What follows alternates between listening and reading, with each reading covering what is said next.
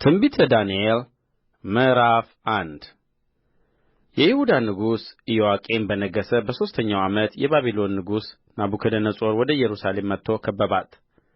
ጌታም የይሁዳን ንጉሥ ኢዮአቄምን ከእግዚአብሔር ቤት ዕቃ ከፍሎ በእጁ አሳልፎ ሰጠው። እርሱም ወደ ሰናዖር ምድር ወደ አምላኩ ቤት ወሰደው፣ ዕቃውንም ወደ አምላኩ ግምጃ ቤት አገባው። ንጉሡም ነውር የሌለባቸውን መልከ መልካሞቹን በጥበብ ሁሉ የሚያስተውሉትን እውቀትም የሞላባቸውን ብልሃተኞችና አስተዋዮች የሆኑትን በንጉሡም ቤት መቆም የሚችሉትን ብላቴኖች ከእስራኤል ልጆች ከነገሥታቱና ከመሳፍንቱ ዘር ያመጣ ዘንድ የከለዳውያንንም ትምህርትና ቋንቋ ያስተምሩአቸው ዘንድ ለጃንደረቦች አለቃ ለአስፋኔዝ ነገረ። ንጉሡም 3 ዓመት ያሳድጉአቸው ዘንድ ከዚያም በኋላ በንጉሡ ፊት ይቆሙ ዘንድ ከንጉሡ መብል ከሚጠጣውም ጠጅ በየዕለቱ ድርጎአቸውን አዘዘላቸው። በእነዚህም መካከል ከይሁዳ ልጆች ዳንኤልና አናንያ ሚሳኤልና አዛርያ ነበሩ። የጃንደረቦቹም አለቃ ስም አወጡላቸው። ዳንኤልን ብልጣሶር፣ አናንያንም ሲድራቅ፣ ሚሳኤልንም ሚሳቅ፣ አዛርያንም አብደናጎም ብሎ ጠራቸው። ዳንኤልም በንጉሡ መብልና በሚጠጣው ጠጅ እንዳይረክስ በልቡ አሰበ። እንዳይረክስም የጃንደረቦቹን አለቃ ለመነ። እግዚአብሔርም በጃንደረቦቹ አለቃ ፊት ለዳንኤል ሞገስንና ምሕረትን ሰጠው። የጃንደረቦቹም አለቃ ዳንኤልን መብሉንና መጠጡን ያዘዘላችሁን ጌታዬን ንጉሡን እፈራለሁ። በዕድሜ እንደ እናንተ ካሉ ብላቴኖች ይልቅ ፊታችሁ ከስቶ ያየ እንደ ሆነ ከንጉሡ ዘንድ በራሴ ታስፈርዱብኛላችሁ አለው። ዳንኤልም የጃንደረቦቹ አለቃ በዳንኤልና በአናንያ በሚሳኤልና በአዛርያ ላይ የሾመውን ሜልዳርን እኛን ባሪያዎችህን 10 ቀን ያህል ትፈትነን ዘንድ እለምንሃለሁ። የምንበላውንም ጥራጥሬ የምንጠጣውንም ውኃ ይስጡን። ከዚያም በኋላ የእኛን ፊትና ከንጉሡ መብል የሚበሉትን የብላቴኖቹን ፊት ተመልከት። እንዳየኸውም ሁሉ ከባሪያዎችህ ጋር የወደድኸውን አድርግ አለው። ይህንም ነገራቸውን ሰምቶ 10 ቀን ፈተናቸው። ከ10 ቀን በኋላ ከንጉሡ መብል ከበሉ ብላቴኖች ሁሉ ይልቅ ፊታቸው አምሮ ሥጋቸውም ወፍሮ ታየ። ሜልዳርም መብላቸውንና የሚጠጡትን ጠጅ አስቀርቶ ጥራጥሬውን ሰጣቸው። ለእነዚህም ለ4ቱ ብላቴኖች እግዚአብሔር በትምህርትና በጥበብ ሁሉ እውቀትንና ማስተዋልን ሰጣቸው። ዳንኤልም በራእይና በሕልም ሁሉ አስተዋይ ነበረ። እነርሱም ይገቡ ዘንድ ንጉሡ ያዘዘው ቀን በተፈጸመ ጊዜ የጃንደረቦቹ አለቃ ወደ ናቡከደነፆር ዘንድ አገባቸው። ንጉሡም በተናገራቸው ጊዜ ከብላቴኖቹ ሁሉ እንደ ዳንኤልና እንደ አናንያ እንደ ሚሳኤልና እንደ አዛርያ ያለ አልተገኘም። በንጉሡም ፊት ቆሙ። ንጉሡም በጠየቃቸው በጥበብና በማስተዋል ነገር ሁሉ በግዛቱ ሁሉ ከሚኖሩ የሕልም ተርጓሚዎችና አስማተኞች ሁሉ እነርሱ 10 እጅ የበለጡ ሆነው አገኘባቸው። ዳንኤልም እስከ ንጉሡ እስከ ቂሮስ መጀመሪያ ዓመት ተቀመጠ። ትንቢተ ዳንኤል ምዕራፍ 2 ናቡከደነፆርም በነገሠ በሁለተኛው ዓመት ናቡከደነፆር ሕልም አለመ። መንፈሱም ታወከ፣ እንቅልፉም ከእርሱ ራቀ። ለንጉሡም ሕልሙን እንዲነግሩት ንጉሡ የሕልም ተርጓሚዎችንና አስማተኞችን መተተኞችንና ከለዳውያኑንም ይጠሩ ዘንድ አዘዘ። እነርሱም ገብተው በንጉሡ ፊት ቆሙ። ንጉሡም ሕልም አልሜአለሁ፣ ሕልሙንም ለማወቅ መንፈሴ ታውኮአል አላቸው። ከለዳውያኑም ንጉሡ በሶርያው ቋንቋ ንጉሥ ሆይ 1000 ዓመት ንገሥ፣ ለባሪያዎችህ ሕልምህን ንገር፣ እኛም ፍቺውን እናሳይሃለን ብለው ተናገሩት። ንጉሡም መለሰ፣ ከለዳውያኑንም ነገሩ ከእኔ ዘንድ ርቆአል። ሕልሙንና ፍቺውን ባታስታውቁኝ ትቈረጣላችሁ፣ ቤቶቻችሁም የጕድፍ መጣያ ይደረጋሉ። ሕልሙንና ፍቺውን ግን ብታሳዩ ከእኔ ዘንድ ስጦታና ዋጋ ብዙ ክብርም ትቀበላላችሁ። ስለዚህም ሕልሙንና ፍቺውን አሳዩኝ አላቸው። ሁለተኛም ጊዜ መልሰው ንጉሡ ለባሪያዎቹ ሕልሙን ይንገር፣ እኛም ፍቺውን እናሳያለን አሉት።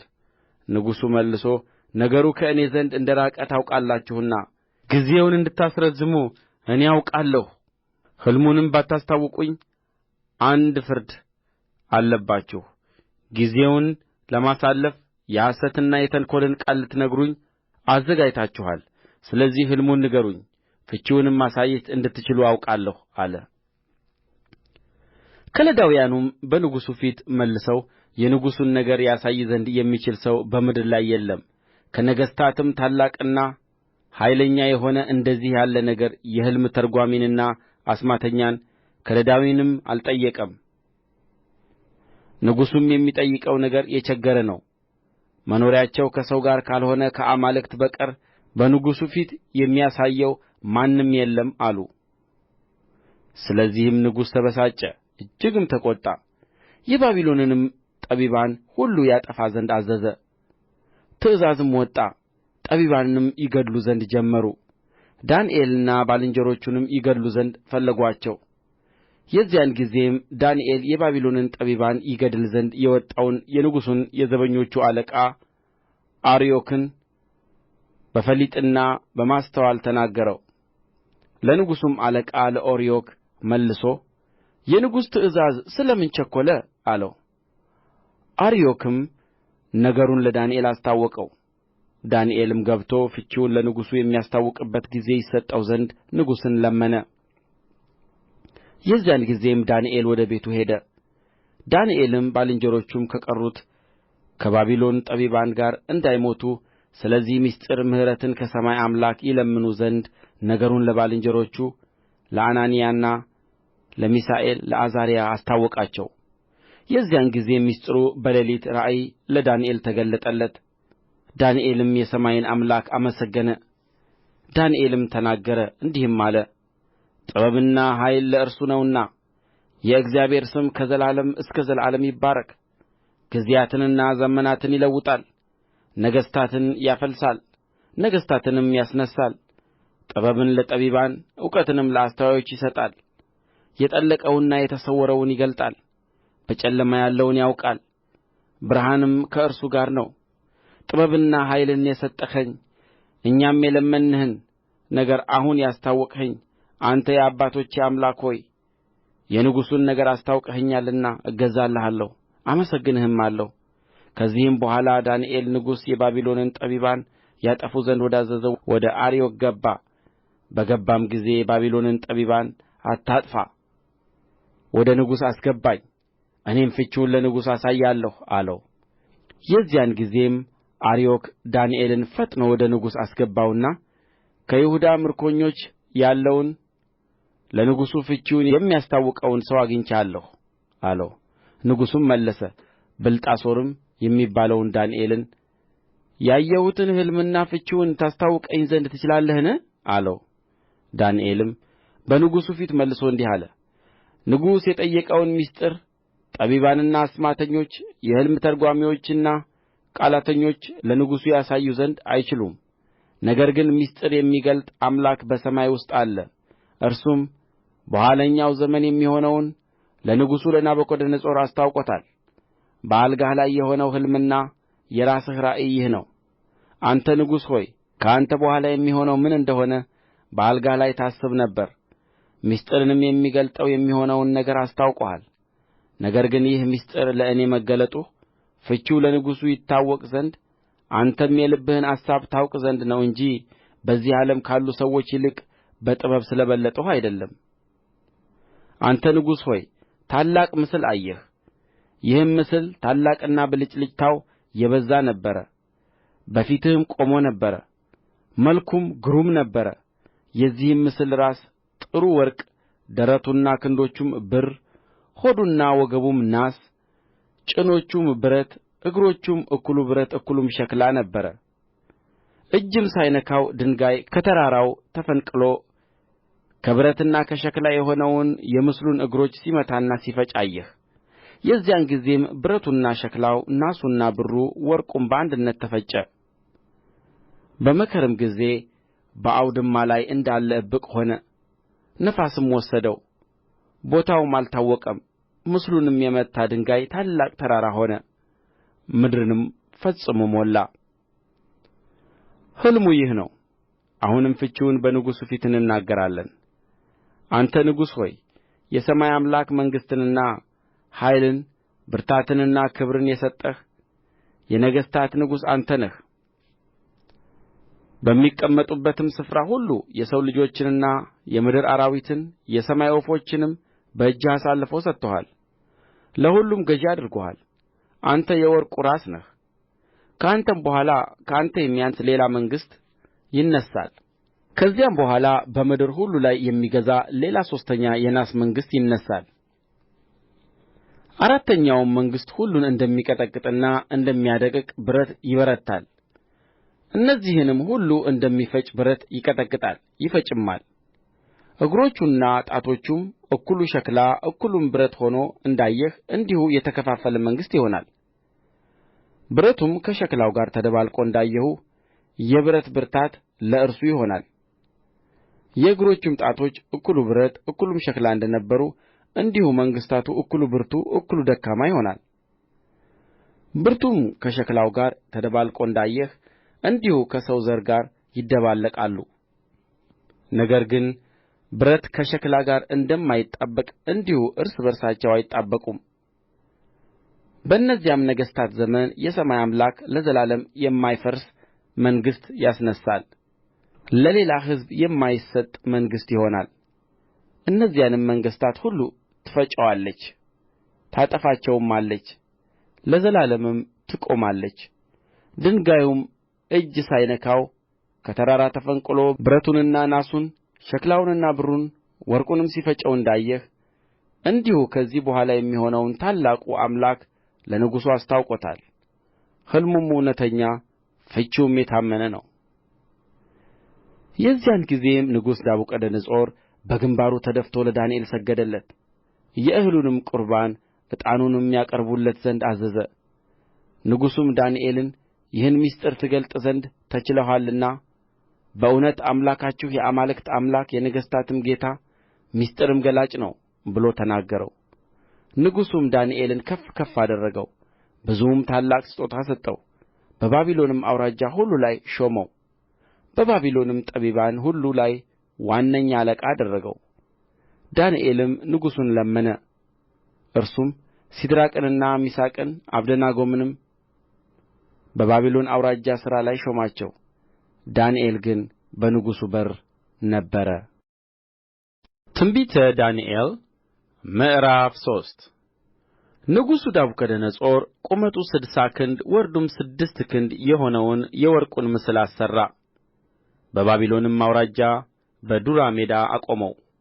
ንጉሡም ናቡከደነፆር መኳንንትንና ሹማምቶችን አዛዦችንና አዛውንቶችን በጅሮንዶችንና አማካሪዎችን መጋቢዎችንም አውራጃ ገዦችንም ሁሉ ይሰበስቡ ዘንድ ንጉሡም ናቡከደነፆር ላቆመው ምስል ምረቃ ይመጡ ዘንድ ላከ። በዚያን ጊዜም መኳንንቱና ሹማምቶቹ አዛዦቹና አዛውንቶቹ በጅሮንዶቹና አማካሪዎቹ መጋቢዎቹና አውራጃ ገዦቹ ሁሉ ንጉሡ ናቡከደነፆር ላቆመው ምስል ምረቃ ተሰበሰቡ። ናቡከደነፆርም ባቆመው ምስል ፊት ቆሙ። አዋጅ ነጋሪም እየጮኸ እንዲህ አለ። ወገኖችና አሕዛብ በልዩ ልዩ ቋንቋም የምትናገሩ ሆይ የመለከትንና የእንቢልታን የመሰንቆንና የክራርን የበገናንና የዋሽንትን የዘፈንንም ሁሉ ድምፅ በሰማችሁ ጊዜ ተደፍታችሁ ንጉሡ ናቡከደነፆር ላቆመው ለወርቁ ምስል እንድትሰግዱ ታዝዛችኋል። ተደፍቶም የማይሰግድ በዚያን ጊዜ በሚነድድ እሳት እቶን ውስጥ ይጣላል። ስለዚህ በዚያን ጊዜ አሕዛብ ሁሉ የመለከቱንና የእንቢልታውን የመሰንቆውንና የክራሩን የበገናውንና የዘፈኑንም ሁሉ ድምፅ በሰሙ ጊዜ ወገኖችና ሕዝቡ በልዩ ልዩ ቋንቋም የተናገሩ ሁሉ ተደፉ። ንጉሡም ናቡከደነፆር ላቆመው ለወርቅ ምስል ሰገዱ። በዚያን ጊዜም ከለዳውያን ቀርበው አይሁድን ከሰሱ። ለንጉሡም ለናቡከደነፆር ተናገሩ እንዲህም አሉ። ንጉሥ ሆይ ሺህ ዓመት ንገሥ። አንተ ንጉሥ ሆይ መለከትንና የእንቢልታን የመሰንቆንና የክራርን የበገናንና የዋሽንትን የዘፈንንም ሁሉ ድምፅ የሚሰማ ሰው ሁሉ ተደፍቶ ለወርቁ ምስል ይስገድ፣ ተደፍቶም የማይሰግድ በሚነድድ እሳት እቶን ውስጥ ይጣላል ብለህ አዘዝህ። በባቢሎን አውራጃ ሥራ ላይ የሾምሃቸው ሲድራቅና ሚሳቅ አብደናጎም የሚባሉ አይሁድ አሉ። ንጉሥ ሆይ እነዚህ ሰዎች ትእዛዝህን እንቢ ብለዋል፣ አማልክትህን አያመልኩም፣ ላቆምኸውም ለወርቁ ምስል አይሰግዱም። ናቡከደነፆርም በብስጭትና በቍጣ ሲድራቅንና ሚሳቅን አብደናጎንም ያመጡ ዘንድ አዘዘ። እነዚህንም ሰዎች ወደ ንጉሡ ፊት አመጡአቸው። ናቡከደነፆርም ሲድራቅና ሚሳቅ አብደናጎም ሆይ አምላኬን አለማምለካችሁ ላቆምሁት ለወርቁ ምስል አለመስገዳችሁ እውነት ነውን? አሁንም የመለከቱንና የእንቢልታውን የመሰንቆውንና የክራሩን የበገናውንና የዋሽንቱን የዘፈኑንም ሁሉ ድምፅ በሰማችሁ ጊዜ ተደፍታችሁ ላሠራሁት ምስል ብትሰግዱ መልካም ነው። ባትሰግዱ ግን በዚያ ጊዜ በሚነድድ እሳት እቶን ውስጥ ትጣላላችሁ። ከእጄስ የሚያድናችሁ አምላክ ማን ነው? ብሎ ተናገራቸው። ሲድራቅና ሚሳቅ አብደናጎም መለሱ። ንጉሡንም ናቡከደነፆር ሆይ በዚህ ነገር እንመልስልህ ዘንድ አስፈላጊያችን አይደለም። የምናመልከው አምላካችን ከሚነድደው ከእሳቱ እቶን ያድነን ዘንድ ይችላል፣ ከእጅህም ያድነናል። ንጉሥ ሆይ እርሱ ባያድነን አማልክትህን እንዳናመልክ ላቆምኸውም ለወርቁ ምስል እንዳንሰግድለት እወቅ አሉት። የዚያን ጊዜም ናቡከደነፆር በሲድራቅና በሚሳቅ በአብደናጎም ላይ ቍጣ ሞላበት፣ የፊቱም መልክ ተለወጠባቸው። እርሱም ተናገረ። የእቶኑም እሳት ይነድድ ከነበረው ይልቅ 7 እጥፍ አድርገው እንዲያነድዱት አዘዘ። ሲድራቅንና ሚሳቅንም አብደናጎንም ያስሩ ዘንድ ወደሚነድድም ወደ እቶን እሳት ይጥሉአቸው ዘንድ በሠራዊቱ ውስጥ ከነበሩት ኃያላን አዘዘ። የዚያን ጊዜም እነዚህ ሰዎች ከሰናፊላቸውና ከቀሚሳቸው ከመጐናጸፊያቸውም ከቀረውም ልብሳቸው ጋር ታስረው በሚነድድ በእቶን እሳት ውስጥ ተጣሉ። የንጉሡም ትእዛዝ አስቸኳይ ስለ ሆነ የእቶኑም እሳት እጅግ ስለሚነድድ ሲድራቅንና ሚሳቅን አብደናጎንም የጣሉአቸውን ሰዎች የእሳት ወላፈን ገደላቸው። እነዚህም ሦስት ሰዎች ሲድራቅና ሚሳቅ አብደናጎም ታስረው በሚነድደው በእቶኑ እሳት ውስጥ ወደቁ። የዚያን ጊዜም ንጉሡ ናቡከደነፆር ተደነቀ፣ ፈጥኖም ተነሣ። አማካሪዎቹንም 3 ሰዎች አስረን በእሳት ውስጥ ጥለን አልነበረምን ብሎ ተናገራቸው። እነርሱም ንጉሥ ሆይ እውነት ነው ብለው ለንጉሡ መለሱለት። እርሱም እነሆ እኔ የተፈቱ በእሳቱም መካከል የሚመላለሱ 4 ሰዎች አያለሁ፣ ምንም አላቈሰላቸውም። የአራተኛውም መልክ የአማልክትን ልጅ ይመስላል ብሎ መለሰ። የዚያን ጊዜም ናቡከደነፆር ወደሚነድደው ወደ እሳቱ እቶን በር ቀርቦ እናንተ የልዑል አምላክ ባሪያዎች ሲድራቅና ሚሳቅ አብደናጎም ኑ ውጡ ብሎ ተናገራቸው። ሲድራቅና ሚሳቅም አብደናጎም ከእሳቱ መካከል ወጡ። መሳፍንቱና ሹማምቶቹም አዛዦቹና የንጉሡ አማካሪዎች ተሰብስበው እሳቱ በእነዚያ ሰዎች አካል ላይ ኃይል እንዳልነበረው የራሳቸውም ጠጕር እንዳልተቃጠለች ሰናፊላቸውም እንዳልተለወጠ የእሳቱም ሽታ እንዳልደረሰባቸው አዩ። ናቡከደነፆርም መልሶ መልአኩን የላከ ከአምላካቸውም በቀር ማንንም አምላክ እንዳያመልኩ ለእርሱ እንዳይሰግዱ ሰውነታቸውን አሳልፈው የሰጡትን የንጉሡንም ቃል የተላለፉትን በእርሱ የታመኑትን ባሪያዎቹን ያዳነ የሲድራቅና የሚሳቅ የአብደናጎም አምላክ ይባረክ።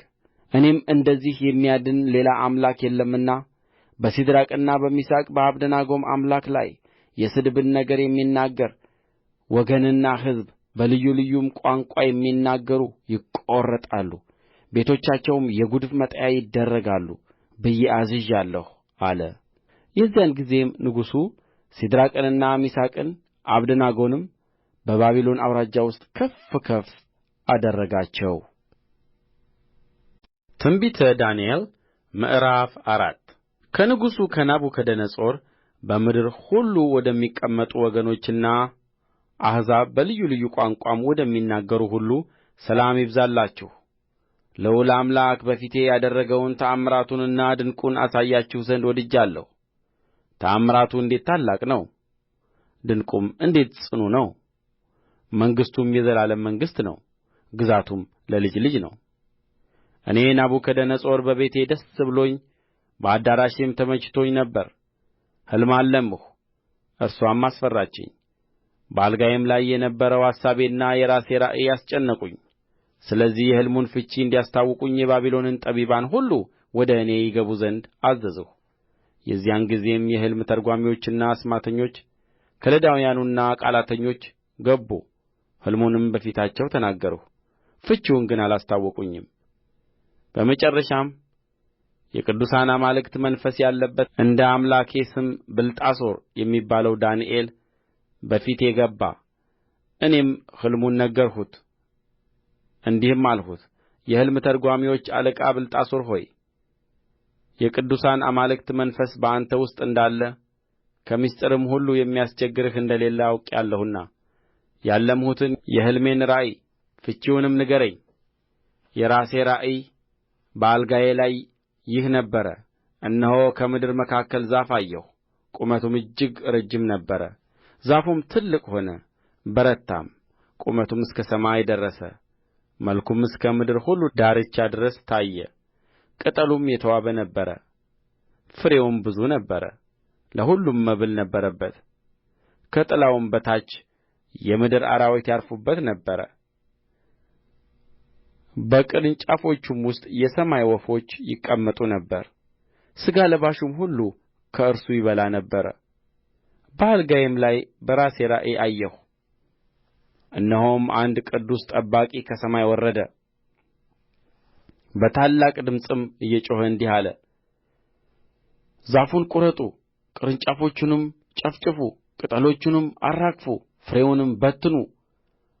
አራዊትም ከበታቹ ወፎቹም ከቅርንጫፉ ይሽሹ። ነገር ግን ጉቶውን በምድር ውስጥ ተዉት፣ በመስክም ውስጥ በብረትና በናስ ማሰሪያ ታስሮ ይቈይ። በሰማይም ጠል ይረስርስ። እድል ፈንታውም በምድር ሣር ውስጥ ከአራዊት ጋር ይሁን። ልቡም ከሰው ልብ ይለወጥ፣ የአውሬም ልብ ይሰጠው። 7 ዘመናትም ይለፉበት።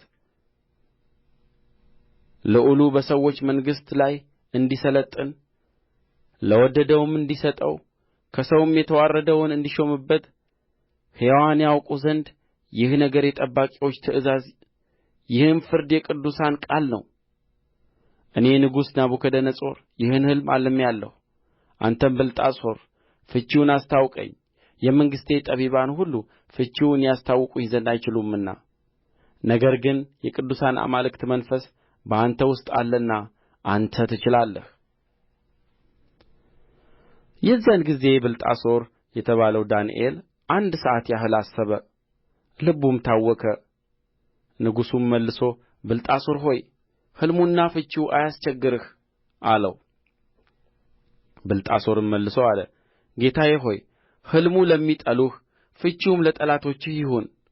ትልቅ የነበረው የበረታውም ቁመቱም እስከ ሰማይ የደረሰው መልኩም እስከ ምድር ሁሉ ድረስ የታየው ቅጠሉም አምሮ የነበረው ፍሬውም የበዛው ለሁሉም መብል የነበረበት በበታቹም የምድር አራዊት የተቀመጡ በቅርንጫፎቹም የሰማይ ወፎች ያደሩበት ያየኸው ዛፍ ንጉሥ ሆይ እርሱ ታላቅና ብርቱ የሆንህ አንተ ነህ።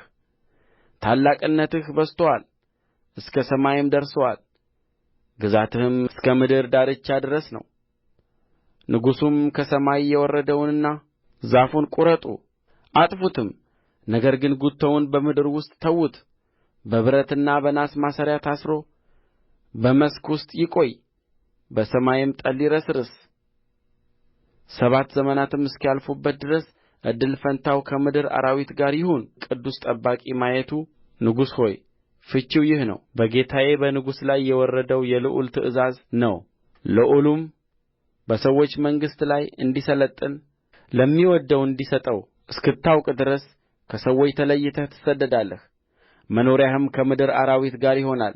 እንደ በሬም ሣር ትበላ ዘንድ ትገደዳለህ፣ በሰማይም ጠል ትረሰርሳለህ። 7 ዘመናትም ያልፉብሃል።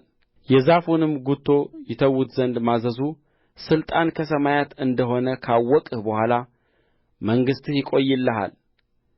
ንጉሥ ሆይ ስለዚህ ምናልባት የደኅንነትህ ዘመን ይረዝም እንደ ሆነ ምክሬ ደስ ያሰኝህ፣ ኃጢአትህንም በጽድቅ በደልህንም ለድሆች በመመጽወት አስቀር። ይህ ሁሉ በንጉሡ በናቡከደነፆር ላይ ደረሰ ከአሥራ ሁለት ወር በኋላ በባቢሎን ቤተ መንግሥት ሰገነት ላይ ይመላለስ ነበር። ንጉሡም ይህች እኔ በጕልበቴ ብርታት ለግርማዬ ክብር የመንግሥታት መኖሪያ እንድትሆን የሠራኋት ታላቂቱ ባቢሎን አይደለችምን ብሎ ተናገረ። ቃሉም ገና በንጉሡ አፍ ሳለ ድምፅ ከሰማይ ወደቀና ንጉሥ ናቡከደነፆር ሆይ መንግሥት ከአንተ ዘንድ አለፈች ተብሎ ለአንተ ተነግሮአል። ልዑሉም በሰዎች መንግሥት ላይ እንዲሠለጥን ለሚወድደው እንዲሰጠው እስክታውቅ ድረስ ከሰዎች ተለይተህ ትሰደዳለህ። መኖሪያህም ከምድር አራዊት ጋር ይሆናል። እንደ በሬም ሣር ትበላ ዘንድ ትገደዳለህ።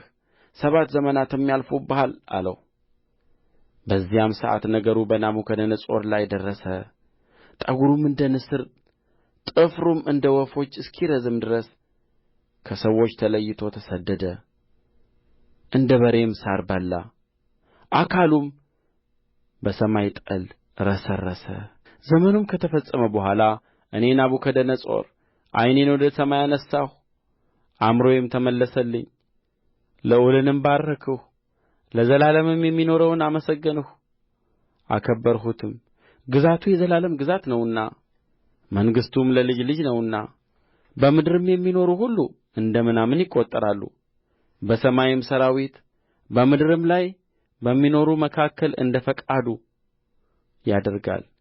እጁንም የሚከለክላት ወይም ምን ታደርጋለህ የሚለው የለም።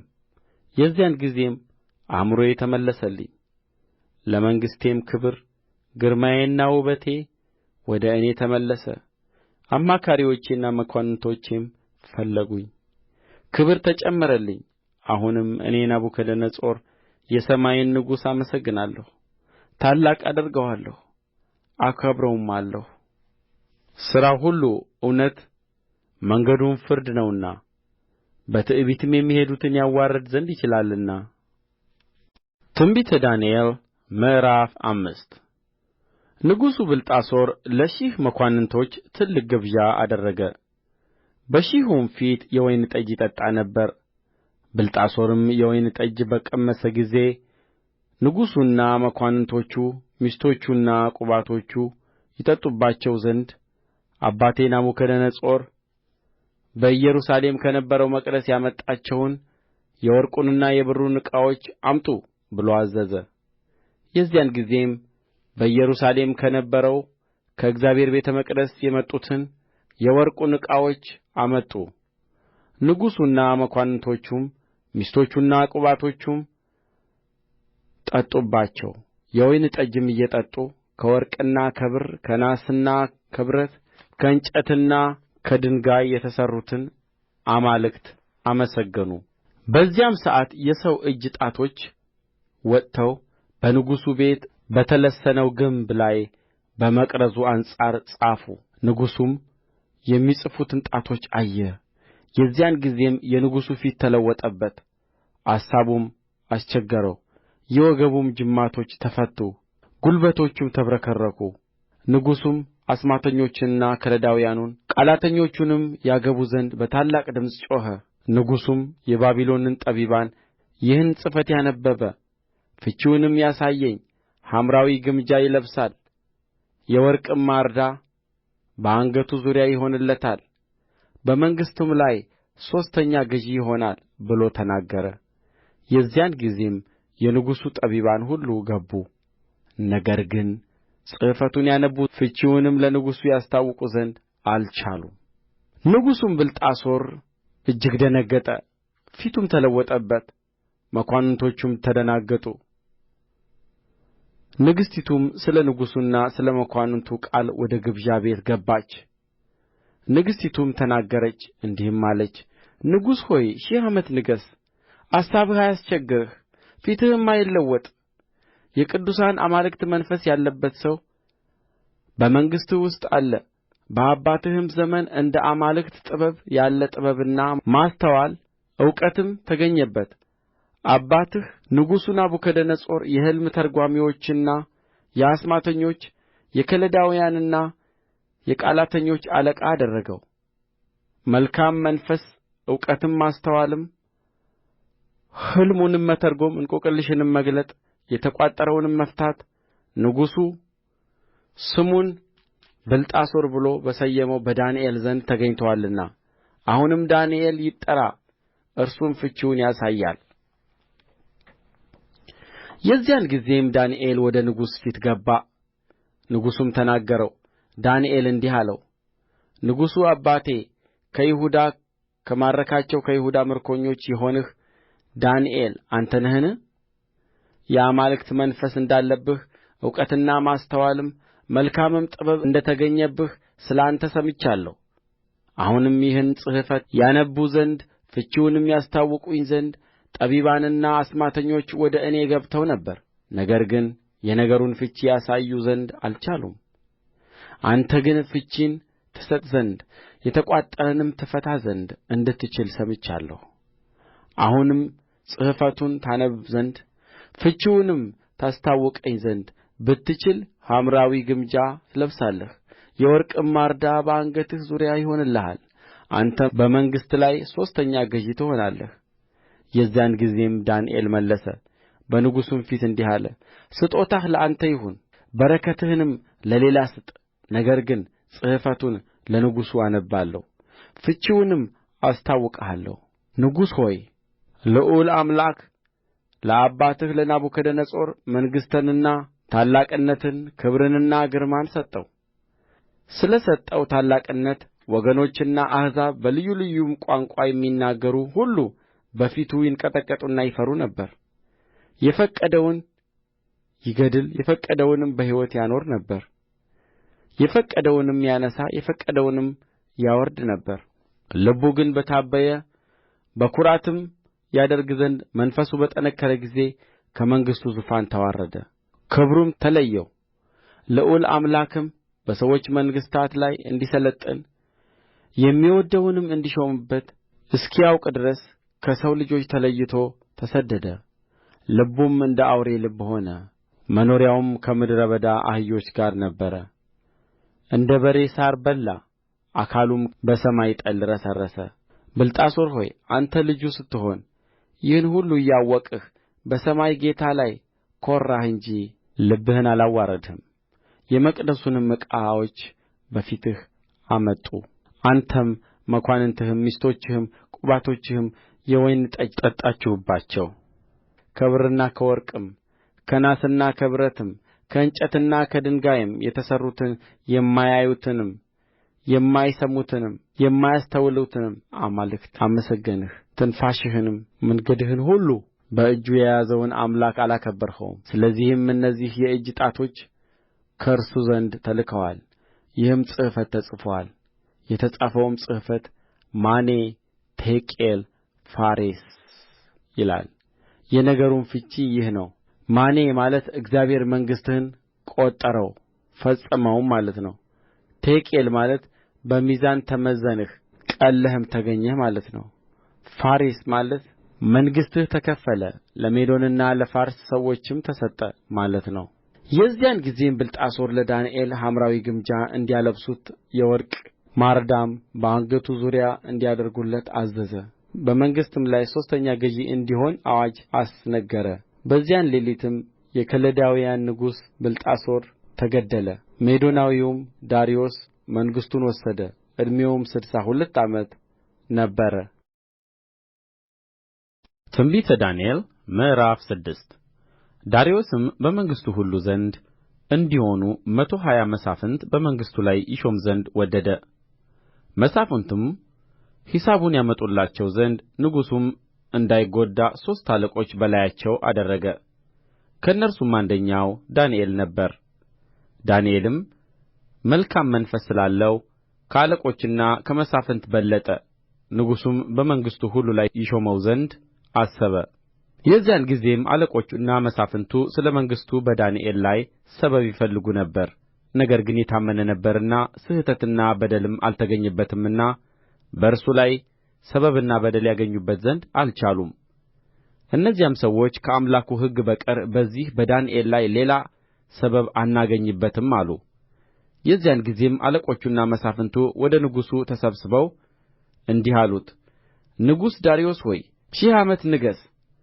የመንግሥቱ አለቆች ሁሉ ሹማምቶችና መሳፍንት አማካሪዎችና አዛዦች ንጉሥ ሆይ ከአንተ በቀር ማንም እስከ 30 ቀን ድረስ ልመና ከአምላክ ወይም ከሰው ቢለምን በአንበሶች ጕድጓድ ውስጥ ይጣል የሚል የንጉሥ ሕግና ብርቱ ትእዛዝ ይወጣ ዘንድ ተማከሩ። አሁንም ንጉሥ ሆይ እንደማይለወጠው እንደ ሜዶንና እንደ ፋርስ ሕግ እንዳይለወጥ ትእዛዙን አጽና፣ ጽሕፈቱንም ጻፍ። ንጉሡም ዳርዮስ ጽሕፈቱንና ትእዛዙን ጻፈ። ዳንኤልም ጽሕፈቱ እንደ ተጻፈ ባወቀ ጊዜ ወደ ቤቱ ገባ። የእልፍኙም መስኮቶች ወደ ኢየሩሳሌም አንጻር ተከፍተው ነበር። ቀድሞም ያደርግ እንደ ነበረ በየዕለቱ 3 ጊዜ በጕልበቱ ተንበርክኮ በአምላኩ ፊት ጸለየ፣ አመሰገነም። እነዚያም ሰዎች ተሰብስበው ዳንኤል በአምላኩ ፊት ሲጸልይና ሲለምን አገኙት። ወደ ንጉሡም ቀርበው ስለ ንጉሡ ትእዛዝ ንጉሥ ሆይ ከአንተ በቀር እስከ 30 ቀን ድረስ ከአምላክ ወይም ከሰው የሚለምን ሰው ሁሉ በአንበሶች ጕድጓድ ውስጥ እንዲጣል ትእዛዝ አልጻፍህምን? አሉት። ንጉሡም መልሶ ነገሩ እንደማይለወጠው እንደ ሜዶንና እንደ ፋርስ ሕግ እውነት ነው አላቸው። የዚያን ጊዜም በንጉሡ ፊት መልሰው ንጉሥ ሆይ ከይሁዳ ምርኮኞች የሆነው ዳንኤል በየዕለቱ 3 ጊዜ ልመናውን ይለምናል እንጂ አንተንና የጻፍኸውን ትእዛዝ አይቀበልም አሉት። ንጉሡም ይህን ቃል በሰማ ጊዜ በጣም አዘነ፣ ያድነውም ዘንድ ልቡን ወደ ዳንኤል አደረገ። ሊያድነውም ፀሐይ እስኪገባ ድረስ ደከመ።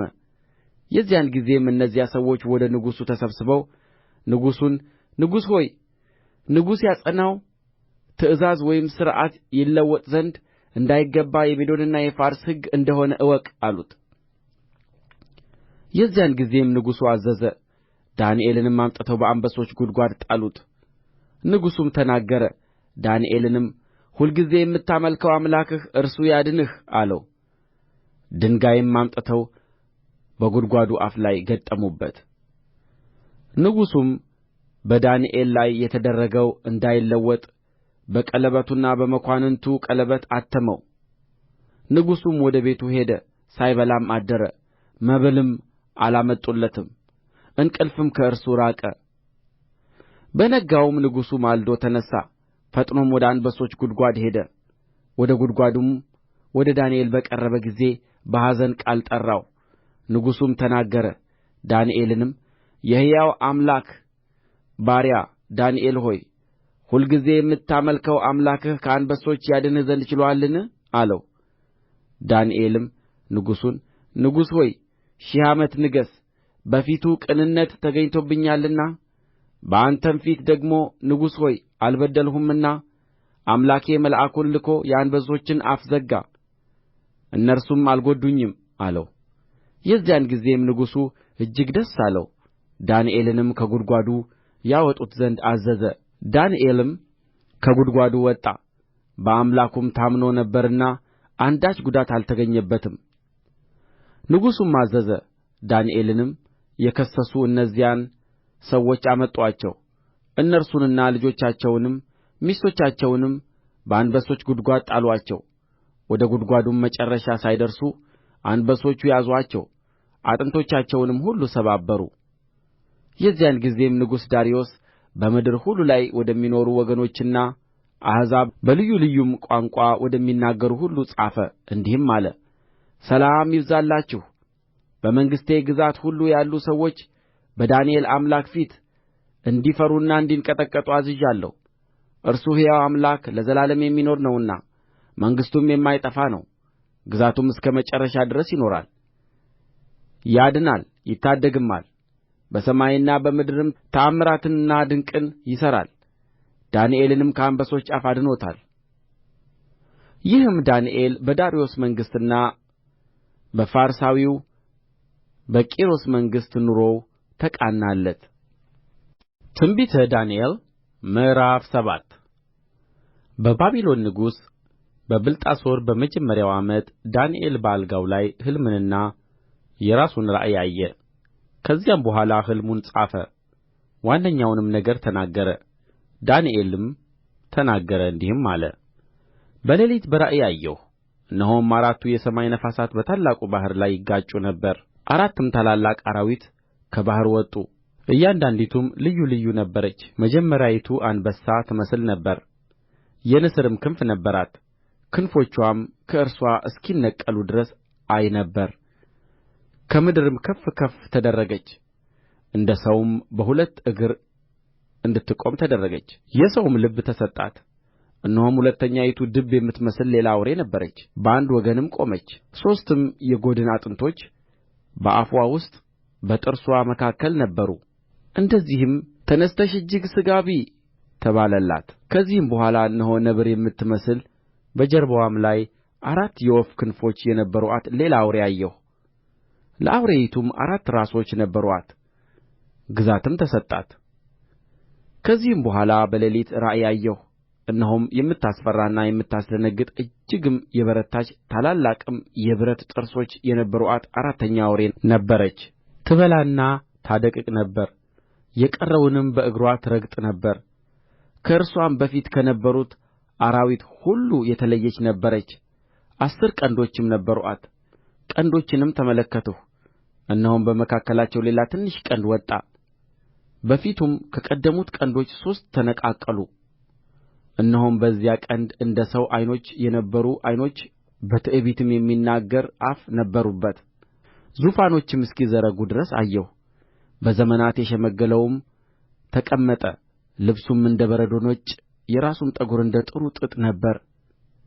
ዙፋኑም የእሳት ነበልባል ነበረ፣ መንኰራኵሮቹም የሚነድድ እሳት ነበሩ። የእሳትም ፈሳሽ ከፊቱ ይፈልቅና ይወጣ ነበር። 1000 ጊዜ 1000 ያገለግሉት ነበር። እልፍ አእላፋትም በፊቱ ቆመው ነበር። ፍርድም ሆነ፣ መጻሕፍትም ተገለጡ። የዚያን ጊዜም ቀንዱ ይናገረው ከነበረው ከታላቁ ቃል ድምፅ የተነሣ አየሁ። አውሬይቱም እስክትገደል አካልዋም እስኪጠፋ ድረስ በእሳትም ለመቃጠል እስክትሰጥ ድረስ አየሁ። ከቀሩትም አራዊት ግዛታቸው ተወሰደ። የሕይወታቸው ዕድሜ ግን እስከ ዘመንና እስከ ጊዜ ድረስ ረዘመ። በሌሊት ራእይ አየሁ፣ እነሆም የሰው ልጅ የሚመስል ከሰማይ ደመናት ጋር መጣ። በዘመናት ወደ ሸመገለው ደረሰ። ወደ ፊቱም አቀረቡት። ወገኖችና አሕዛብ በልዩ ልዩ ቋንቋም የሚናገሩ ሁሉ ይገዙለት ዘንድ ግዛትና ክብር መንግሥትም ተሰጠው። ግዛቱም የማያልፍ የዘላለም ግዛት ነው፣ መንግሥቱም የማይጠፋ ነው። በእኔም በዳንኤል በሥጋዬ ውስጥ መንፈሴ ደነገጠች፣ የራሴም ራእይ አስቸገረኝ። በዚያም ከቆሙት ወደ አንዱ ቀርቤ ስለዚህ ሁሉ እውነቱን ጠየቅሁት። እርሱም ነገረኝ፣ የነገሩንም ፍቺ አስታወቀኝ። እነዚህ አራቱ ታላላቅ አራዊት ከምድር የሚነሡ 4 ነገሥታት ናቸው። ነገር ግን የልዑል ቅዱሳን መንግሥቱን ይወስዳሉ፣ እስከ ዘላለም ዓለምም መንግሥቱን ይወርሳሉ። ከዚህም በኋላ ከቀሩት ሁሉ ተለይታ እጅግ ስለምታስፈራው ጥርሶችዋም የብረት ጥፍሮችዋም የናስ ስለ ሆኑት ስለምትበላውና ስለምታደቅቀው የቀረውንም በእግርዋ ስለምትረግጠው ስለ አራተኛይቱ አውሬ በራስዋም ላይ ስለ ነበሩ ስለ 10 ቀንዶች በኋላም ስለ ወጣው በፊቱም 3 ስለ ወደቁ ዓይኖችና ትዕቢት የተናገረ አፍ ስለ ነበሩት መልኩም ከሌሎች ስለ በለጠ ስለ ሌላው ቀንድ እውነቱን ለማወቅ ፈቀድሁ። እነሆም ያ ቀንድ ከቅዱሳን ጋር ሲዋጋ አየሁ። በዘመናት የሸመገለው እስኪመጣ ድረስ ፍርድም ለልዑል ቅዱሳን እስኪሰጥ ድረስ ቅዱሳንም መንግሥቱን የሚወስዱበት ዘመን እስኪመጣ ድረስ አሸነፋቸውም። እንዲህም አለ፣ አራተኛይቱ አውሬ በምድር ላይ አራተኛ መንግሥት ትሆናለች። እርሱም ከመንግሥታት ሁሉ የተለየ ይሆናል። ምድሪቱንም ሁሉ ይበላል፣ ይረግጣታል፣ ያደቅቃትማል። 10ሩም ቀንዶች ከዚያ መንግሥት የሚነሡ 10 ነገሥታት ናቸው። ከእነርሱም በኋላ ሌላ ይነሣል፣ እርሱም ከፊተኞች የተለየ ይሆናል። 3ቱንም ነገሥታት ያዋርዳል፣ በልዑልም ላይ ቃልን ይናገራል፣ የልዑልንም ቅዱሳን ይሰባብራል። ዘመናትንና ሕግን ይለውጥ ዘንድ ያስባል። እስከ ዘመንና እስከ ዘመናት እስከ እኵሌታ ዘመንም በእጁ ይሰጣሉ። ነገር ግን ፍርድ ይሆናል፣ እስከ ፍጻሜም ድረስ ያፈርሱትና ያጠፉት ዘንድ ግዛቱን ያስወግዱታል። መንግሥቱም ግዛትም ከሰማይም ሁሉ በታች ያሉ የመንግሥታት ታላቅነት ለልዑሉ ቅዱሳን ሕዝብ ይሰጣል። መንግሥቱ የዘላለም መንግሥት ነው። ግዛቶቹም ሁሉ ይገዙለታል ይታዘዙለትማል። የነገሩም ፍጻሜ እስከዚህ ድረስ ነው። እኔም ዳንኤል በአሳቤ እጅግ ተቸገርሁ፣ ፊቴም ተለወጠብኝ። ዳሩ ግን ነገሩን በልቤ ጠብቄአለሁ። ትንቢተ ዳንኤል ምዕራፍ 8 በመጀመሪያ ከተገለጠልኝ ራእይ በኋላ ንጉሡ ብልጣሶር በነገሠ በሦስተኛው ዓመት ለእኔ ለዳንኤል ራእይ ተገለጠልኝ። በራእዩም አየሁ። ባየሁም ጊዜ በኤላም አውራጃ ባለው በሱሳ ግንብ ነበርሁ። በራእዩም አየሁ፣ በኡባል ወንዝም አጠገብ ነበርሁ። ዓይኔን አንሥቼ አየሁ፣ እነሆም ሁለት ቀንዶች የነበሩት አንድ አውራ በግ በወንዙ ፊት ቆሞ ነበር። ሁለቱም ቀንዶች ከፍ ከፍ ይሉ ነበር፣ አንዱ ግን ከሁለተኛው ከፍ ያለ ነበረ። ታላቁም ወደ ኋላው ወጥቶ ነበር። አውራውም በግ ወደ ምዕራብ ወደ ሰሜንም ወደ ደቡብም በቀንዱ ሲጐሽም አየሁ። አራዊትም ሁሉ ይቋቋሙት ዘንድ አልቻሉም። ከእጁም የሚያድን አልነበረም። እንደ ፈቃዱም አደረገ፣ ራሱንም ታላቅ አደረገ። እኔም ስመለከት እነሆ ከምዕራብ ወገን አንድ አውራ ፍየል በምድር ሁሉ ፊት ላይ ወጣ፣ ምድርንም አልነካም። ለፍየሉም በዓይኖቹ መካከል አንድ ታላቅ ቀንድ ነበረው። ሁለቱም ቀንድ ወዳለው በወንዝም ፊት ቆሞ ወዳየሁት አውራ በግ መጣ። በኃይሉም ቍጣ ፈጥኖ ወደ እርሱ ሮጠ። ወደ አውራውም በግ ሲቀርብ አየሁት፣ እርሱም ተመረረበት። አውራውንም በግ መታ፣ ሁለቱንም ቀንዶች ሰበረ። አውራውም በግ ሊቋቋመው ኃይል አልነበረውም። እርሱም በምድር ላይ ጥሎ ረገጠው። አውራውንም በግ በእጁ ያድነው ዘንድ የሚችል አልነበረም። አውራውም ፍየል ራሱን እጅግ ታላቅ አደረገ። በበረታም ጊዜ ታላቁ ቀንዱ ተሰበረ። ወደ አራቱም የሰማይ ነፋሳት የሚመለከቱ አራት ቀንዶች ከበታቹ ወጡ። ከእነርሱም ከአንደኛው አንድ ታናሽ ቀንድ ወጣ፣ ወደ ደቡብም ወደ ምሥራቅም ወደ መልካሚቱም ምድር እጅግ ከፍ አለ፣ እስከ ሰማይም ሠራዊት ድረስ ከፍ አለ።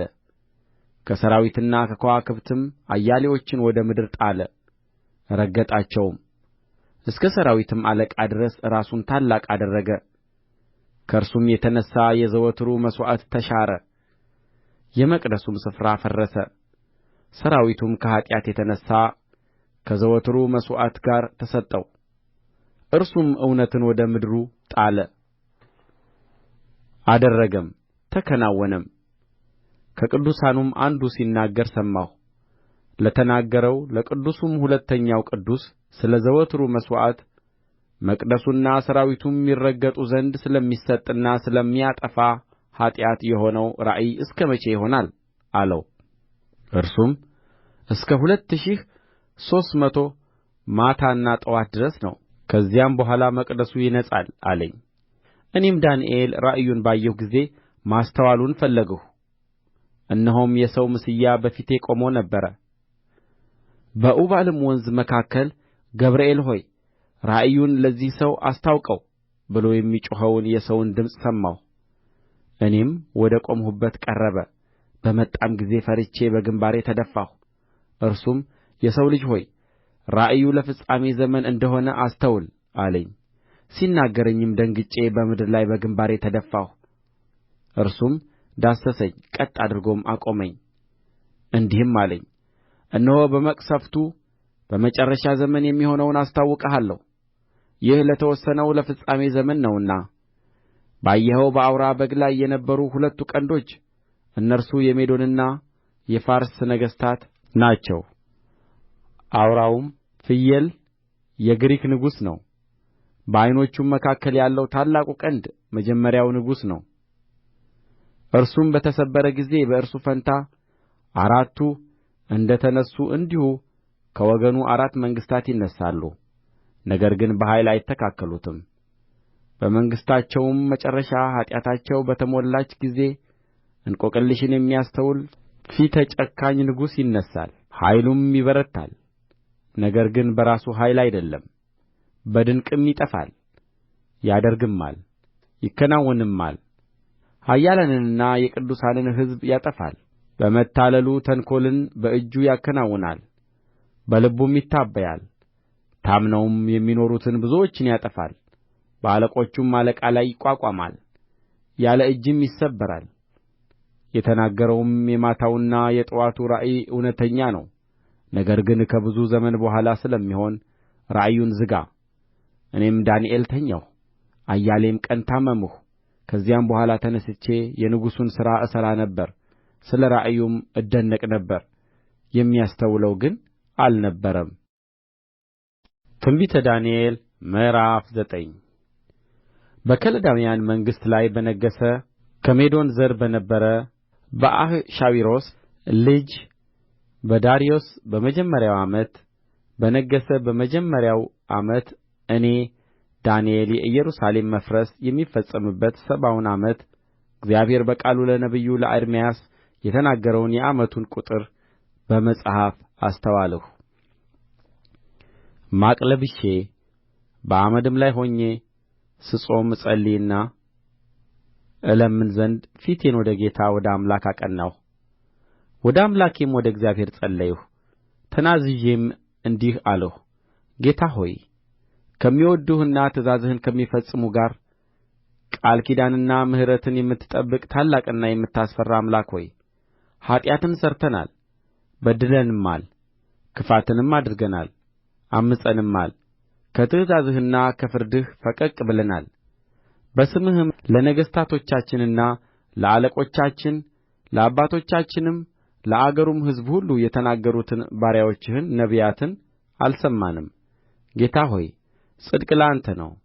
እንደ ዛሬም ለእኛ ለይሁዳ ሰዎችና በኢየሩሳሌም ለሚቀመጡ ለእስራኤልም ሁሉ በቅርብና በሩቅም ላሉት አንተን በበደሉበት በበደላቸው ምክንያት በበተንህበት አገር ሁሉ የፊት እፍረት ነው።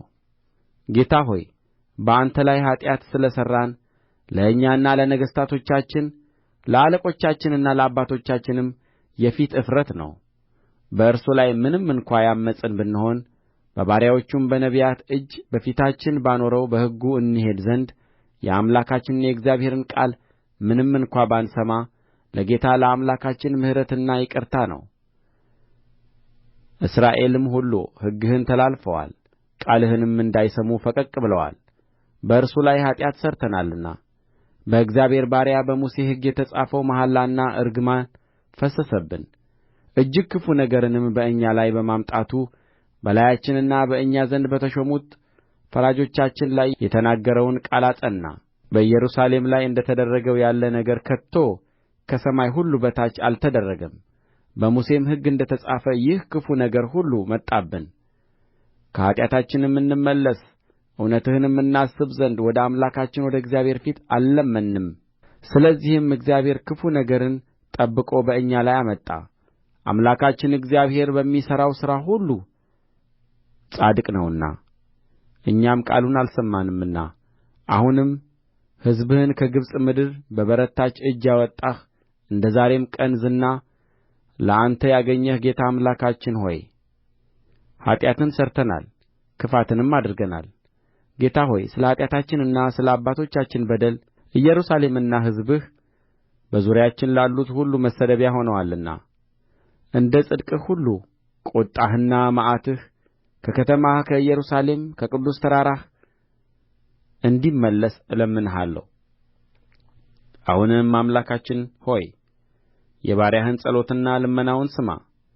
ጌታ ሆይ በፈረሰው በመቅደስህ ላይ ስለ አንተ ስትል ፊትህን አብራ። አምላኬ ሆይ በፊትህ የምንለምን ስለ ብዙ ምሕረት ነው እንጂ ስለ ጽድቃችን አይደለምና ጆሮህን አዘንብለህ ስማ። ዓይንህን ገልጠህ ጥፋታችንንና ስምህ የተጠራባትን ከተማ ተመልከት። አቤቱ ስማ፣ አቤቱ ይቅር በል፣ አቤቱ አድምጥና አድርግ። አምላኬ ሆይ ስምህ በከተማህና በሕዝብህ ላይ ተጠርቶአልና ስለ ራስህ አትዘግይ። እኔም ገና ስናገርና ስጸልይ በኃጢአቴና በሕዝቤም በእስራኤል ኃጢአት ስናዘዝ በአምላኬም በእግዚአብሔር ፊት ስለ ተቀደሰው ስለ አምላኬ ተራራ ስለምን ገናም በጸሎት ስናገር አስቀድሜ በራእይ አይቼው የነበረው ሰው ገብርኤል እነሆ እየበረረ መጣ። በማታም መሥዋዕት ጊዜ ዳሰሰኝ፣ አስተማረኝም፣ ተናገረኝም፣ እንዲህም አለ። ዳንኤል ሆይ ጥበብንና ማስተዋልን እሰጥህ ዘንድ አሁን መጥቻለሁ። አንተ እጅግ የተወደድህ ነህና በልመናህ መጀመሪያ ላይ ትእዛዝ ወጥቶአል። እኔም እነግርህ ዘንድ መጥቻለሁ። አሁንም ነገሩን መርምር፣ ራእዩንም አስተውል። ዓመፃን ይጨርስ፣ ኃጢአትንም ይፈጽም፣ በደልንም ያስተሰርይ፣ የዘላለምን ጽድቅ ያገባ፣ ራእዩንና ትንቢቱን ያትም፣ ቅዱሰ ቅዱሳኑንም ይቀባ ዘንድ በአሕዛብና በቅድስተ ከተማህ ላይ 70 ሱባዔ ተቀጥሮአል። ስለዚህ እወቅ አስተውልም። ኢየሩሳሌምን መጠገንና መሥራት ትእዛዙ ከሚወጣበት ጀምሮ እስከ አለቃው እስከ መሢሕ ድረስ 7 ሱባዔና 62 ሱባዔ ይሆናል። እርስዋም በጭንቀት ዘመን ከጎዳናና ከቅትር ጋር ትሠራለች። ከ62 ጊዜ ሰባትም በኋላ መሢሕ ይገደላል፣ በእርሱም ዘንድ ምንም የለም። የሚመጣውም አለቃ ሕዝብ ከተማይቱንና መቅደሱን ያጠፋሉ። ፍጻሜውም በጎርፍ ይሆናል፣ እስከ መጨረሻም ድረስ ጦርነት ይሆናል። ጥፋትም ተቀጥሮአል። እርሱም ከብዙ ሰዎች ጋር ጽኑ ቃል ኪዳን ለአንድ ሱባዔ ያደርጋል። በሱባዔውም እኵሌታ መሥዋዕቱንና ቍርባኑን ያስቀራል። በርኵሰቱም ጫፍ ላይ አጥፊው ይመጣል። እስከ ተቀጠረውም ፍጻሜ ድረስ መቅሠፍት በአጥፊው ላይ ይፈስሳል። ትንቢተ ዳንኤል ምዕራፍ 10 በፋርስ ንጉሥ በቂሮስ በሦስተኛው ዓመት ብልጣሶር ለተባለው ለዳንኤል ነገር ተገለጠለት። ነገሩም እውነት ነበረ፣ እርሱም ታላቅ ጦርነት ነው። ነገሩንም አስተዋለ፣ በራእዩም ውስጥ ማስተዋል ተሰጠው። በዚያም ወራት እኔ ዳንኤል 3 ሳምንት ሙሉ ሳዝን ነበርሁ። ማለፊያ እንጀራም አልበላሁም፣ ሥጋና ጠጅም በአፌ አልገባም። 3ቱም ሳምንት እስኪፈጸም ድረስ ዘይት አልተቀባሁም። ከመጀመሪያውም ወር በ24 አራተኛው ቀን ጤግሮስ በተባለው በታላቁ ወንዝ አጠገብ ሳለሁ ዓይኔን አነሣሁ፣ እነሆም በፍታ የለበሰውን ጥሩም የአፌዝን ወርቅ በወገቡ ላይ የታጠቀውን ሰው አየሁ። አካሉም እንደ ቢረሌ ይመስል ነበረ፣ ፊቱም እንደ መብረቅ ምስያ ነበረ። ዓይኖቹም እንደሚንበለበል ፋና፣ ክንዶቹና እግሮቹም እንደ ጋለ ናስ፣ የቃሉም ድምፅ እንደ ብዙ ሕዝብ ድምፅ ነበረ። እኔም ዳንኤል ብቻዬን ራእዩን አየሁ። ከእኔ ጋር የነበሩ ሰዎች ግን ራእዩን አላዩም። ነገር ግን ጽኑ መንቀጥቀጥ ወደቀባቸው፣ ሊሸሸጉም ሸሹ። እኔም ብቻዬን ቀረሁ፣ ይህንም ታላቅ ራእይ አየሁ። ኃይልም አልቀረልኝም፣ ደም ግባቴም ወደ ማሸብሸብ ተለወጠብኝ። ኃይልም አጣሁ። የቃሉንም ድምፅ ሰማሁ። የቃሉንም ድምፅ በሰማሁ ጊዜ ደንግጬ በምድር ላይ በግምባሬ ተደፋሁ። እነሆም አንዲት እጅ ዳሰሰችኝ፣ በጕልበቴና በእጄም አቆመችኝ። እርሱም እጅግ የተወደድህ ሰው ዳንኤል፣ እኔ ዛሬ ወደ አንተ ተልኬአለሁና የምነግርህን ቃል አስተውል፣ ቀጥ ብለህም ቁም አለኝ። ይህንም ቃል ባለኝ ጊዜ እየተንቀጠቀጥሁ ቆምሁ። እርሱም እንዲህ አለኝ፣ ዳንኤል ሆይ አትፍራ። ልብህ ያስተውል ዘንድ ሰውነትህም በአምላክህ ፊት ይዋረድ ዘንድ ካደረግህበት ከመጀመሪያው ቀን ጀምሮ ቃልህ ተሰምቶአል። እኔም ስለ ቃልህ መጥቻለሁ።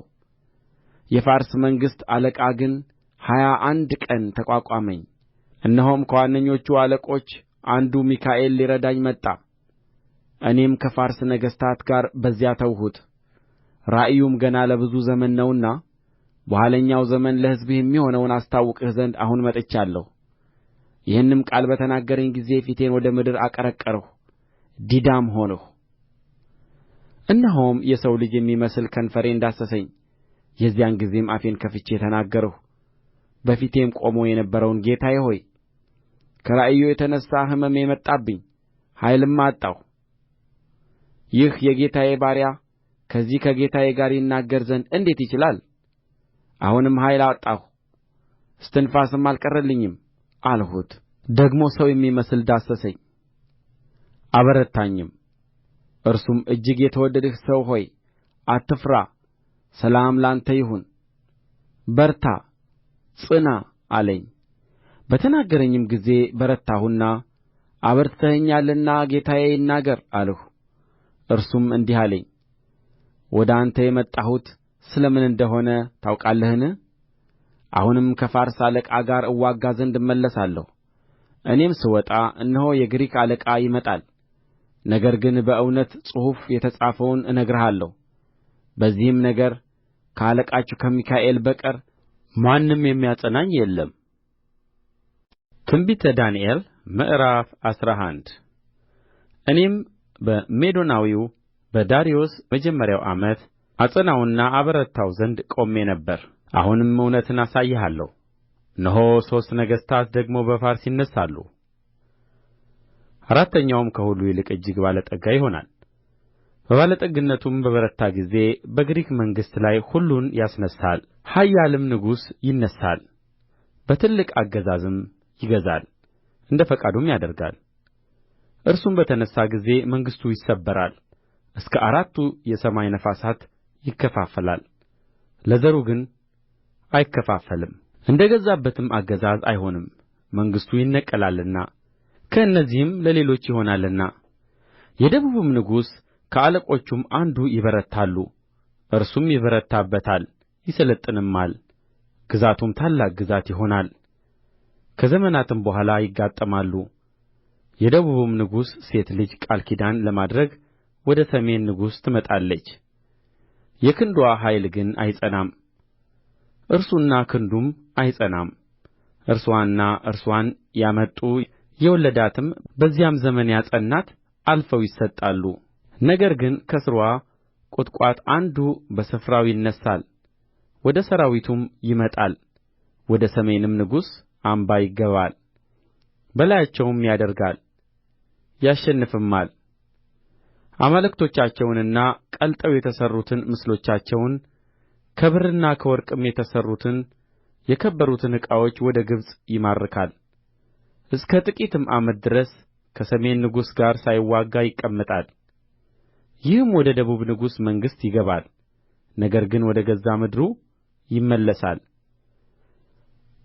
ልጆቹም ይዋጋሉ፣ ብዙ ሠራዊትንና ሕዝብን ይሰበስባል። እርሱም ይመጣል፣ ይጐርፍማል፣ ያልፍማል፣ ተመልሶም እስከ አምባው ድረስ ይዋጋል።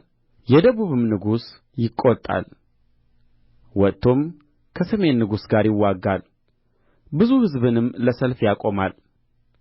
ሕዝቡም አልፎ በእጁ ይሰጣል። ሕዝቡም በተወሰደ ጊዜ ልቡ ይታበያል፣ አእላፋትንም ይጥላል፣ ነገር ግን አያሸንፍም። የሰሜንም ንጉሥ ይመለሳል፣ ከቀድሞውም የበለጠ ብዙ ሕዝብ ለሰልፍ ያቆማል።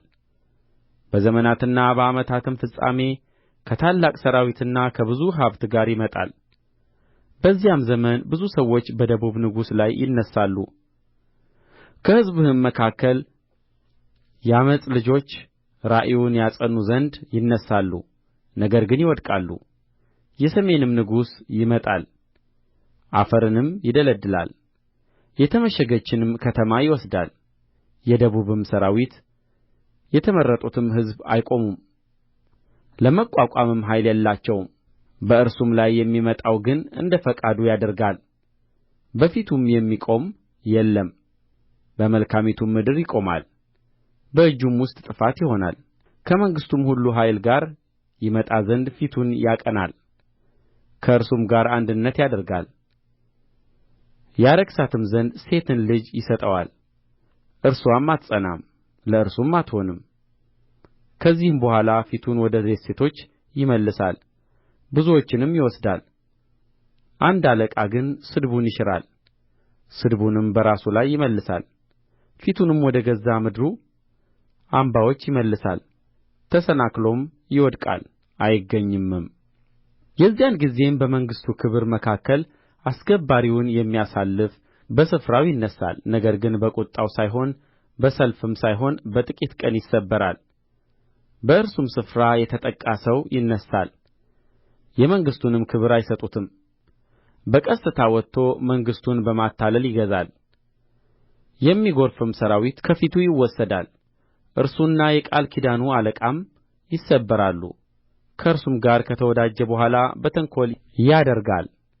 ከጥቂትም ሕዝብ ጋር ወጥቶ ይበረታል፣ በቀስታም ከአገር ሁሉ ወደ ለመለመችው ክፍል ይገባል። አባቶቹና የአባቶቹ አባቶች ያላደረጉትንም ያደርጋል። ብዝበዛውንና ምርኮውንም ሀብቱንም በመካከላቸው ይበትናል። በምሽጎችም ላይ እስከ ጊዜው ድረስ አሳቡን ይፈጥራል። በታላቅም ሠራዊት ሆኖ ኃያሉንና ልቡን በደቡብ ንጉሥ ላይ ያስነሣል። የደቡብም ንጉሥ በታላቅና በብዙ ሠራዊት ሆኖ በሰልፍ ይዋጋል። ነገር ግን አሳብ በእርሱ ላይ ይፈጥራሉና አይጸናም። መብሉንም የሚበሉ ሰዎች ይሰብሩታል፣ ሠራዊቱም ይጐርፋል፣ ብዙዎችም ተገድለው ይወድቃሉ። እነዚህም ሁለት ነገሥታት ክፋትን ያደርጉ ዘንድ በልባቸው ያስባሉ፣ በአንድ ገበታም ተቀምጠው ሐሰት ይናገራሉ። ነገር ግን ፍጻሜው እስከ ተወሰነው ጊዜ ነውና አይከናወንላቸውም።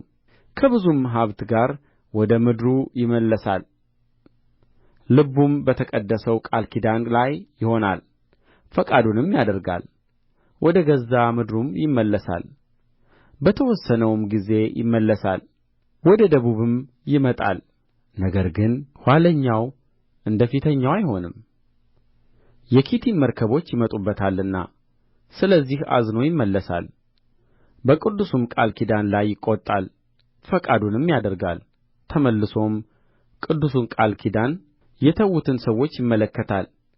ከእርሱም ጋር ሠራዊቶች ይቆማሉ፣ መቅደሱንም ግንቡንም ያረክሳሉ፣ የዘወትሩንም መሥዋዕት ያስቀራሉ፣ የጥፋትንም ርኵሰት ያቆማሉ። ቃል ኪዳኑን የሚበድሉትንም በማታለል ያስታል። ነገር ግን አምላካቸውን የሚያውቁ ሕዝብ ይበረታሉ ያደርጋሉም። በሕዝቡም መካከል ያሉ ጥበበኞች ብዙ ሰዎችን ያስተምራሉ። ነገር ግን በሰይፍና በእሳት ነበልባል በምርኮና በመበዝበዝ ብዙ ዘመን ይወድቃሉ።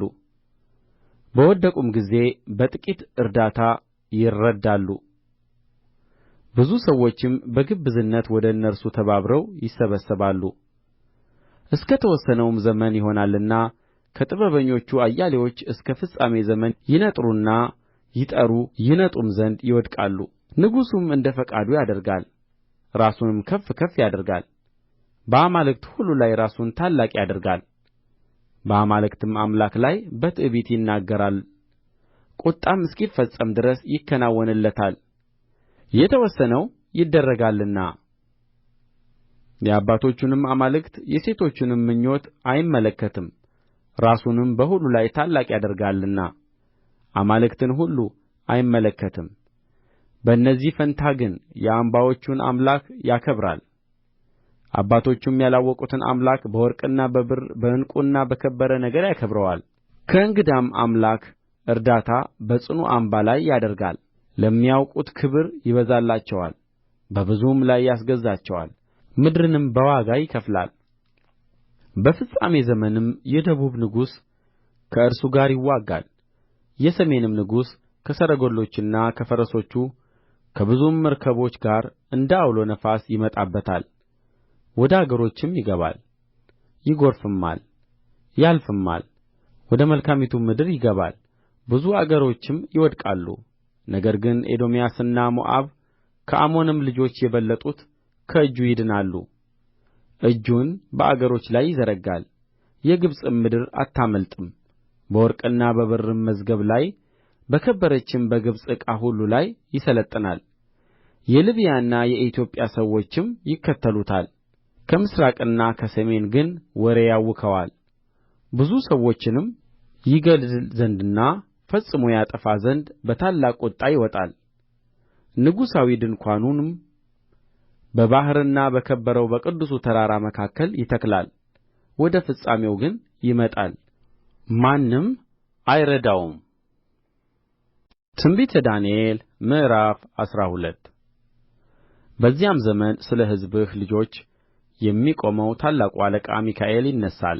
ሕዝብም ከሆነ ጀምሮ እስከዚያ ዘመን ድረስ እንደ እርሱ ያለ ያልሆነ የመከራ ዘመን ይሆናል። በዚያም ዘመን በመጽሐፍ ተጽፎ የተገኘው ሕዝብህ ሁሉ እያንዳንዱ ይድናል። በምድርም ትቢያ ውስጥ ካንቀላፉቱ ብዙዎች ይነቃሉ። እኵሌቶቹ ወደ ዘላለም ሕይወት፣ እኵሌቶቹም ወደ እፍረትና ወደ ዘላለም ጕስቍልና።